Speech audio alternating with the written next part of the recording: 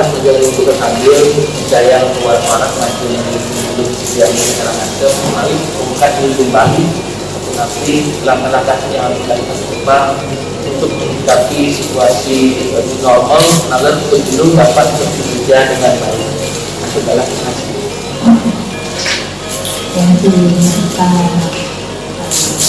normal ini kita berharap pemilu bisa lebih empati karena sekarang ini di masa normal kita juga belum ada kebebasan untuk bisa bertatap muka.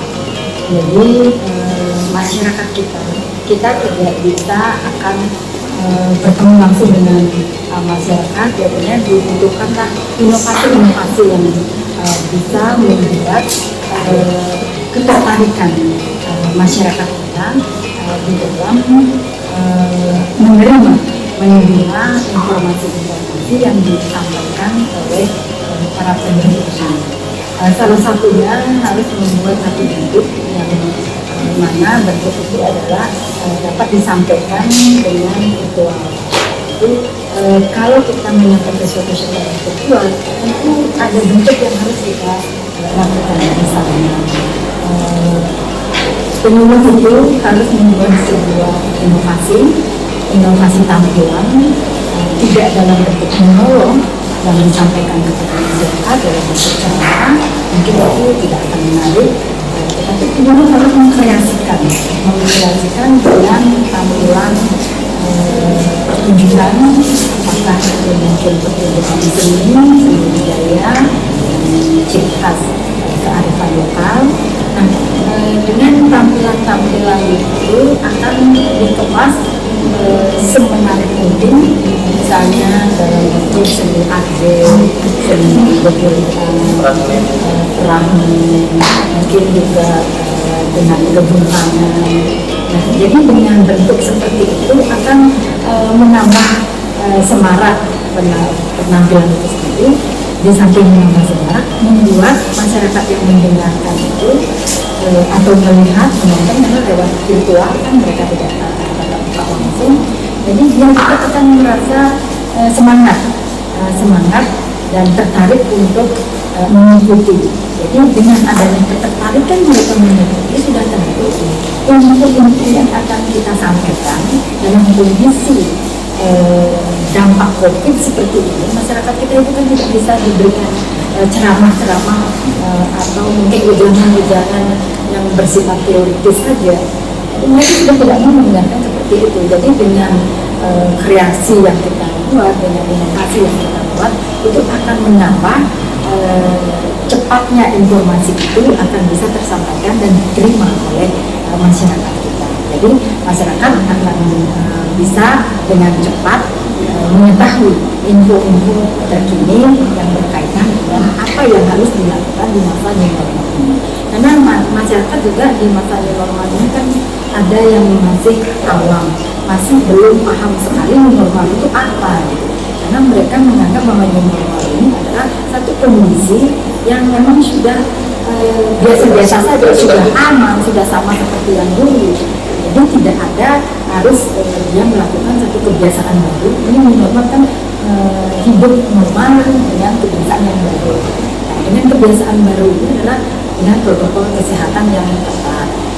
Kalau kita keluar paling tidak ingat pakai masker, ingat bawa hand sanitizer, atau mungkin ingat cuci tangan, jaga kebersihan, pasang jarak. Harus jaga jarak satu sama lain. Kalau dulu mungkin bisa kita dengan bebas saling rangkul-rangkulan, saling salam-salaman.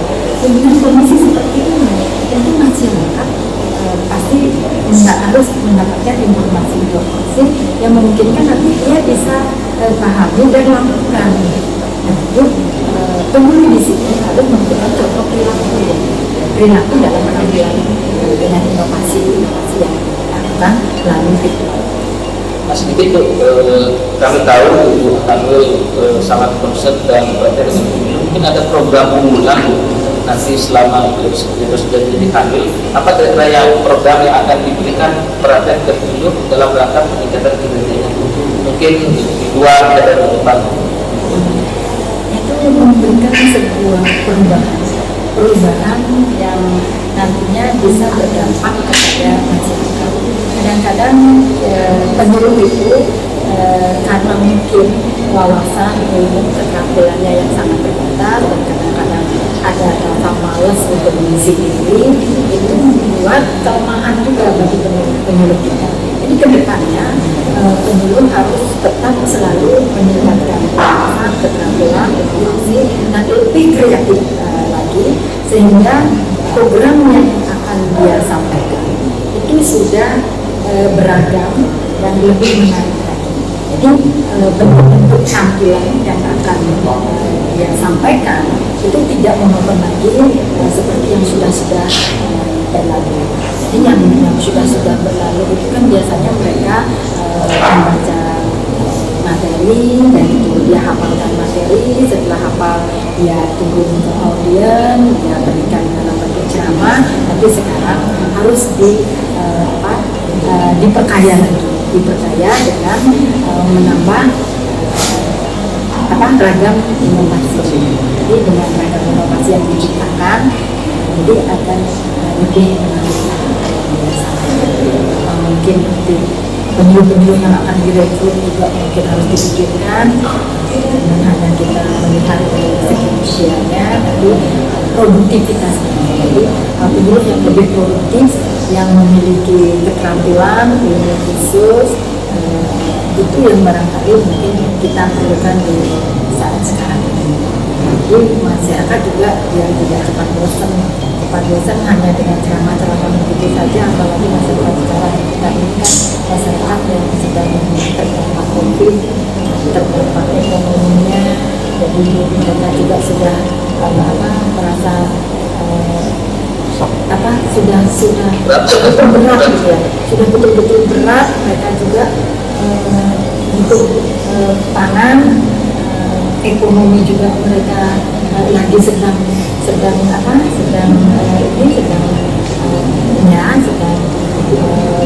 pengaruh sekali terhadap kehidupan mereka.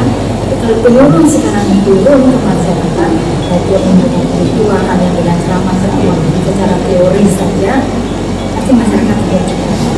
Walaupun informasi yang disampaikan itu sangat penting, kadang-kadang sudah tidak jadi ke depannya penyuluh ini harus berhenti.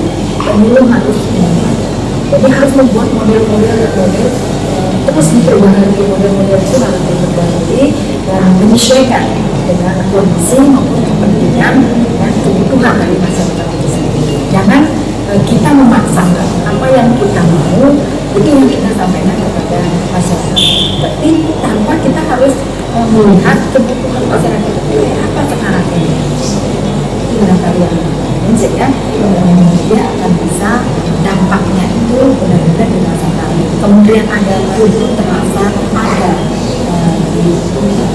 sampai mereka ada di antara mereka. Karena sementara ini kan masyarakat kita merasakan jauh sekali dengan Kementerian Agama, karena Kementerian Agama dianggap sebagai kementerian yang hanya bisa membaca kata-kata seperti itu saja.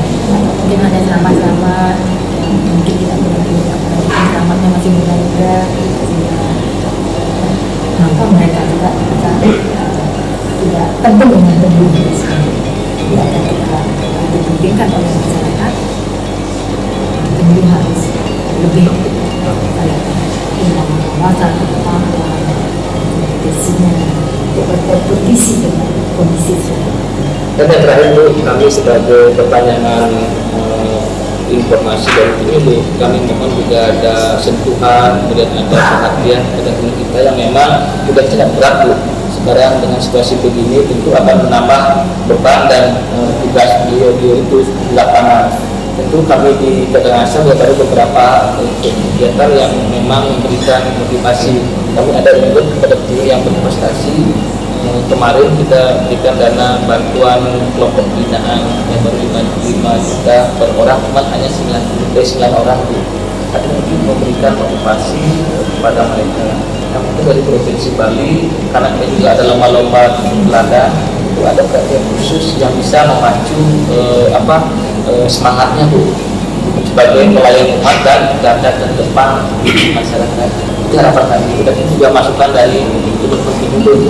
Kalau sering hidup mungkin memberikan gemblengan, merasa hidup semangatnya luar biasa, itu luar biasa komunikasinya. Iya. Untuk kedepannya saya juga berharap menurut ini karena dia sebagai garda depan yang paling dekat dengan masyarakat dan ujung tombak yang pertama, kita ingin juga penyuluh kedepannya mampu untuk selalu berkomunikasi dengan masyarakat, dan dari komunikasi yang mereka lakukan dan dampak yang dirasakan oleh masyarakat dan keberhasilannya ini, itu juga memang seperti yang disampaikan tadi, perlu adanya penghargaan dari prestasi yang memang sudah dilakukan oleh masyarakat. Hal ini bisa kita lihat dari dampak yang diterima oleh masyarakat tersebut. Mungkin kedepannya nanti untuk evaluasi, untuk mengetahui sebagai evaluasi dari kinerja penyuluh itu, kita juga akan merancang adanya lomba inovasi yang memang benar-benar bisa memberikan satu perubahan yang signifikan terhadap masyarakat kita. Inovasi-inovasi yang terbaru yang barangkali mungkin bisa diterima oleh masyarakat. Mungkin dari inovasi-inovasi yang kita lakukan, lagi inovasinya yang memang benar-benar mampu berdampak kepada masyarakat, kita akan lakukan survei. Jadi ada survei yang dilakukan untuk kabupaten kota. Jadi mana pemilu-pemilu yang memang diterima oleh masyarakat dan benar-benar dikenali oleh masyarakat, dan apa yang disampaikan itu menarik bagi masyarakat. Ini nantinya kita akan pilih dan kita berikan untuk membangun semangat anak pemilu kita. Karena kalau kita lihat dari imbalan yang kita kan tidak sepadan dan tidak seimbang dengan pengertian yang dilakukan. Namun kita yakin ke depannya pemerintah pasti akan berusaha juga untuk memberikan kesejahteraan yang lebih kepada pemilu kita yang sudah mengabdi dengan tulus kepada masyarakat. Apalagi di masa pandemi ini dituntut penyuluh untuk mampu mewujudkan masyarakat umat yang produktif, aman COVID, Indonesia dan sejahtera. Dan itu tujuan dari pemerintah. Jadi tanpa penyuluh yang sebagai ujung tombak dari pemilihan, mungkin juga kita akan kewalahan untuk menjalankan program-program. Terima kasih Bu Kalwi atas ujangannya dan motivasinya. Mudah-mudahan kami bisa menjawab semua tantangan dan kami bisa menjawab pekerjaan kami di bidang agama. Terima kasih sekali lagi Bu, waktunya kami